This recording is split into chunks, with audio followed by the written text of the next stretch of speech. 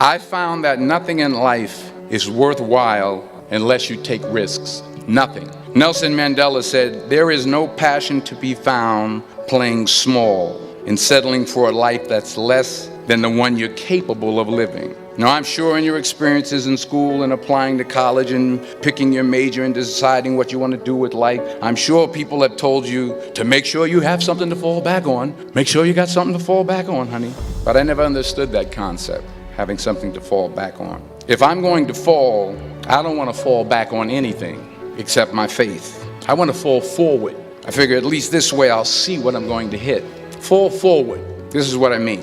Reggie Jackson struck out 2,600 times in his career, the most in the history of baseball. But you don't hear about the strikeouts. People remember the home runs. Fall forward. Thomas Edison conducted 1,000 failed experiments. Did you know that? I didn't know that. Because the 1,001st was the light bulb. Fall forward. Every failed experiment is one step closer to success. You've got to take risks, and I'm sure you've probably heard that before, but I want to talk to you about why that's so important. I got 3 reasons, and then you can pick up your iPhones. First, you will fail at some point in your life. Accept it.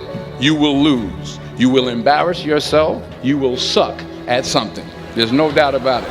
And I know that's probably not a traditional message for a graduation ceremony, but hey, I'm telling you, embrace it, because it's inevitable, and I should know. In the acting business, you fail all the time. Early on in my career, I auditioned for a part in a Broadway musical. Perfect role for me, I thought, except for the fact that I can't sing. I didn't quit. I didn't fall back. I walked out of there to prepare for the next audition, and the next audition, and the next audition. I prayed, and I prayed, but I continued to fail, and fail, and fail. But it didn't matter, because you know what? There's an old saying, you hang around the barbershop long enough, sooner or later you're going to get a haircut. So you will catch a break. Do you have the guts to fail? Here's my second point about failure. If you don't fail, you're not even trying. I'll say it again. If you don't fail, you're not even trying. My wife told me this great expression. To get something you never had, you have to do something you never did. You've invested a lot in your education, and people have invested in you. And let me tell you, the world needs your talents. Man, does it ever. The world needs a lot, and we need it from you. We really do. We need it from you young people. I mean, I'm not speaking for the rest of us up here, but I know I'm getting a little grayer. We need it from you, the young people, because remember this. So you got to get out there. You got to give it everything you got, whether it's your time, your talent, your prayers, or your treasures. Because remember this. You will never see a U-Haul behind a hearse. I'll say it again. You'll never see a U-Haul behind a hearse. Now, I've been blessed to make hundreds of millions of dollars in my life. I can't take it with me, and neither can you.